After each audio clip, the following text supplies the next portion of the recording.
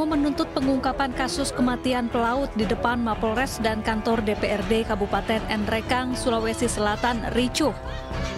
Polisi dan massa aksi terlibat kejar-kejaran hingga saling dorong.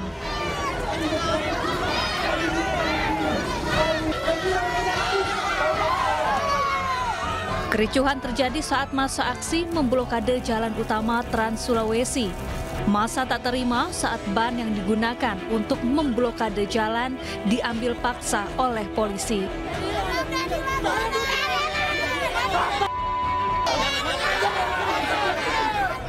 Massa yang tersulut emosi kemudian merangsek masuk ke Mapolres Nrekang dengan menerobos barikade polisi. Tak puas dengan pernyataan polisi, massa melanjutkan aksinya. Namun lagi-lagi ketegangan antara polisi dengan pendemo kembali terjadi.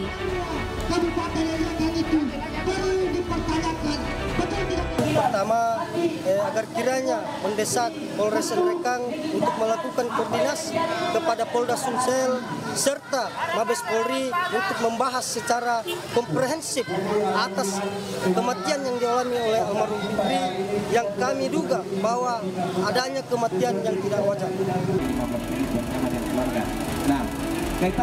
Aksi massa baru mereda setelah 5 anggota DPRD Kabupaten Nrekang menemui massa. Anggota DPRD sepakat menindaklanjuti kasus kematian Fikri, pelaut yang diduga meninggal dunia secara tidak wajar. Dari Nrekang, Sulawesi Selatan, Jufri Tonapa, iNews melaporkan.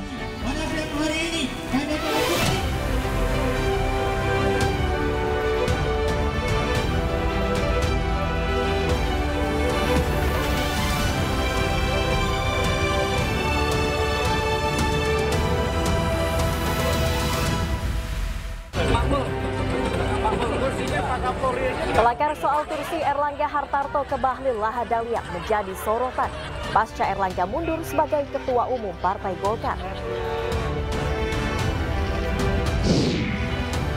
Sidang Kabinet Paripurna Perdana di IKN membahas evaluasi pemerintahan Presiden Joko Widodo.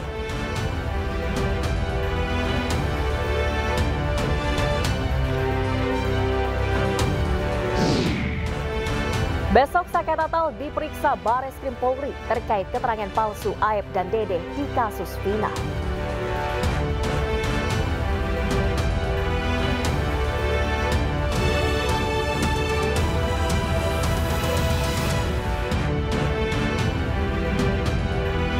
Halo, selamat sore pemirsa. Demikian tadi berita pilihan iNews Sore bersama saya Nadia Valeri. Kita awali iNews Sore hari ini dengan informasi. Presiden Joko Widodo didampingi Wakil Presiden Ma'ruf Amin memimpin sidang Kabinet Paripurna di Istana Garuda, Ibu Kota Nusantara, Kalimantan Timur. Sidang Kabinet Perdana di IKN ini salah satunya membahas evaluasi pemerintahan.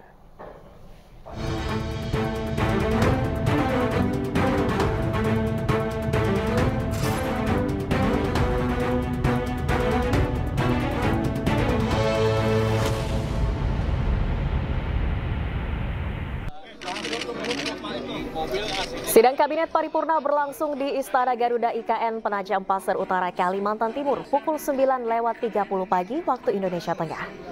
Sidang Paripurna Perdana di IKN ini membahas sejumlah isu kelanjutan pembangunan IKN serta evaluasi pemerintahan tahun ini yang merupakan tahun terakhir kepemimpinan Presiden Joko Widodo dan Wakil Presiden Ma'ruf Amin, serta perencanaan untuk kepemimpinan tahun berikutnya, termasuk transisi pemerintahan ke Presiden dan Wakil Presiden terpilih Prabowo Subianto dan Gibran Rakabuming Raka. Selain itu, rapat juga membahas pembangunan IKN yang terus dikebut menjelang upacara HUT kemerdekaan RI ke-79 pada 17 Agustus mendatang.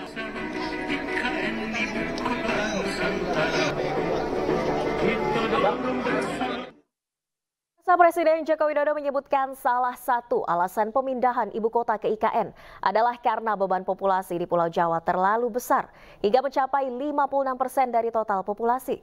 Jokowi juga menyebutkan investasi yang masuk ke IKN sudah mencapai 56,2 triliun rupiah. Salah satu alasan kenapa ibu kota pindah karena kita ingin pemerataan, karena kita tahu 58% GDP ekonomi itu ada di Jawa. sehingga kita ingin memeratakan untuk juga luar Jawa mendapatkan perputaran ekonominya. Kemudian populasi di Jawa juga bebannya sudah sangat besar sekali. 56% populasi itu ada di Pulau Jawa. Ini yang juga menjadi sebuah pertimbangan bagi kita untuk memindahkan ibu kota. Dan utamanya memang beban di ibu kota Jakarta memang sudah sangat padat sekali. Dan per hari ini perlu juga saya sampaikan bahwa sudah di luar anggaran dari APBN, investasi yang masuk sudah 56,2 triliun rupiah dari 55 yang sudah groundbreaking.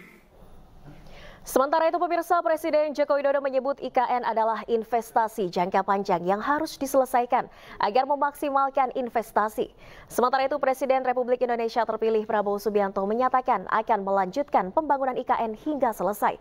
Prabowo yakin fungsi ibu kota dalam 5 tahun sudah bisa berjalan. Pemerintah sudah memulai di kawasan inti untuk pemerintahan di sini. Ini menunjukkan kuatnya keinginan kita untuk menyelesaikan fisiknya yang berkaitan baik dengan Istana Presiden, Wakil Presiden, kemudian Kemenko, kemudian kementerian.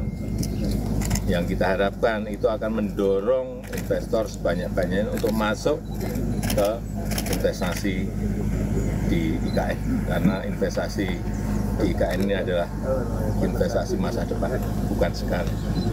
Ya. Dan tolong juga ditanyakan ke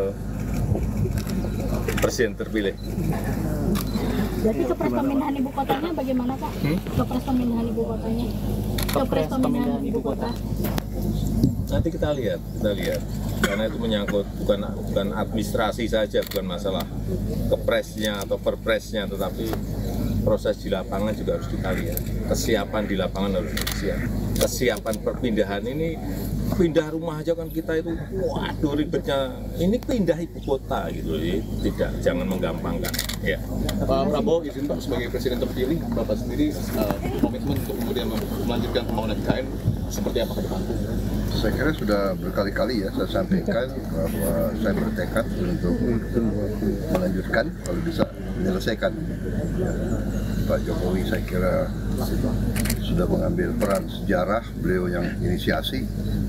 Saya minimal saya lanjutkan, kalau bisa saya ikut yang menyelesaikan. Walaupun kita sadar pembangunan ibu kota itu bukan pekerjaan yang sebentar, ya.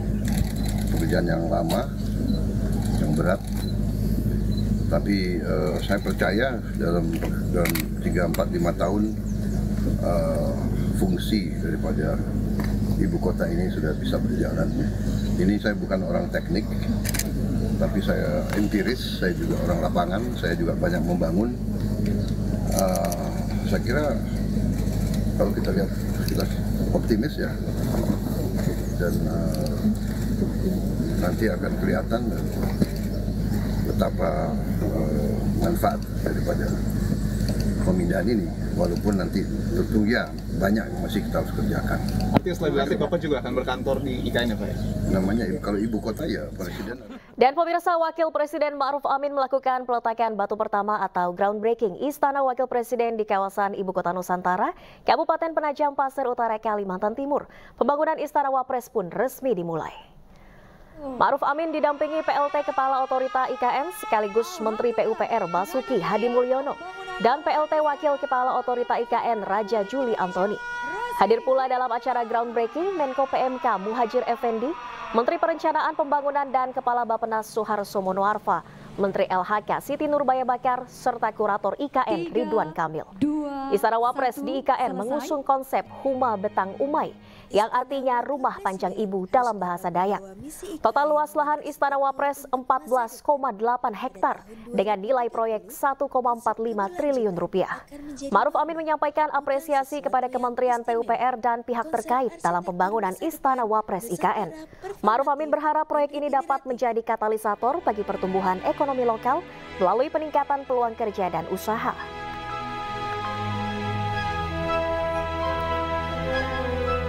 Saya menyampaikan apresiasi kepada Kementerian PUPR dan seluruh pihak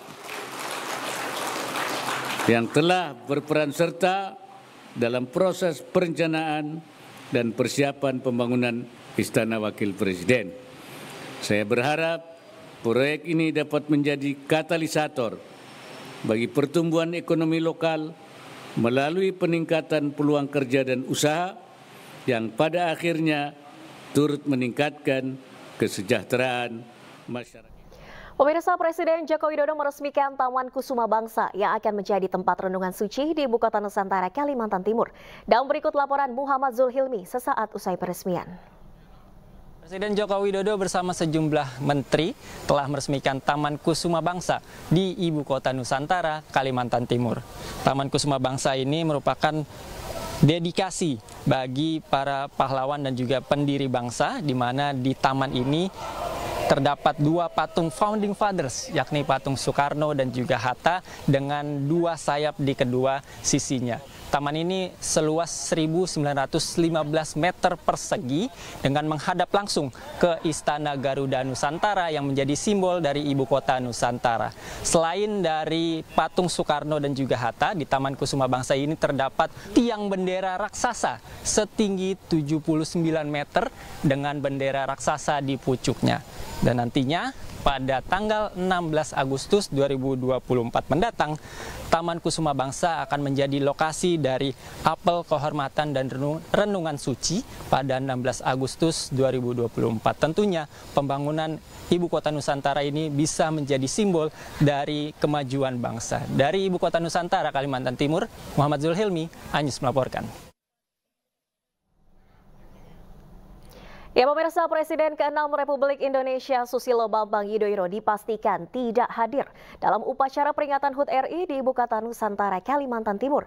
SBY sudah memiliki agenda peringatan HUT RI di kampung halamannya di Pacitan, Jawa Timur. Merasakan semangat dan sukacita kita menyongsong tanggal 17 Agustus. Mudah-mudahan ini menjadi sebuah momen yang bersejarah dan menghadirkan semangat tersendiri bagi bangsa Indonesia. Mas Ahaye, Pak SBY nanti akan datang nggak Pak? Mas ke 17-an di IKN nanti datang nggak? Beliau sudah ada kegiatan yang direncanakan jauh-jauh hari juga di upacaranya di Pacitan begitu. Di kampung halaman. Tapi udah ada undangan, Mas? Oke, yuk. Sebelumnya, pemirsa, Presiden ke-5 Republik Indonesia sekaligus Ketua Umum PDI Perjuangan Megawati Soekarno Putri juga telah menerima undangan upacara HUT RI di IKN Kalimantan Timur. Namun Megawati belum dapat memastikan tentang kehadirannya di IKN. Undangan dikirim langsung oleh Sekretaris Kabinet Pramono Anung kepada Ketua Umum PDIP sekaligus Presiden ke-5 Republik Indonesia Megawati Soekarno Putri. PDIP menghormati undangan yang diberikan karena upacara peringatan kemerdekaan Republik Indonesia merupakan peristiwa penting. Namun Sekjen PDI Perjuangan Hasto Kristianto belum dapat memastikan kehadiran Megawati di IKN Kalimantan Timur. Ya, undangan sudah diterima, bahkan diserahkan oleh Mas Pramono Anung dalam kapasitas beliau sebagai Menteri Sekretaris Kabinet. Sehingga undangan sudah diterima dan kemudian ditimbang-timbang karena 17 Agustus ini kan merupakan suatu peristiwa yang maha penting, yang mengandung nilai-nilai patriotisme yang begitu besar, hasrat untuk mewujudkan kemerdekaan yang sejati-jatinya. Sehingga Ibu Mega telah menerima undangan tersebut dan nanti akan, ya tentu saja akan diharapkan namanya undangan kan untuk dapat memenuhi undangan, tetapi kita juga melihat situasionalnya. Karena Ibu Mega saat ini concern terhadap persiapan untuk Paskibraka yang akan dikirim ke IKN dan semua telah dipersiapkan dengan detail. ya tentang kehadiran dari Ibu Megawati Soekarno Putri dengan undangan tersebut tentu suatu kehormatan sebagai Presiden kelima, tetapi nanti itu akan disampaikan pada waktu yang tepat.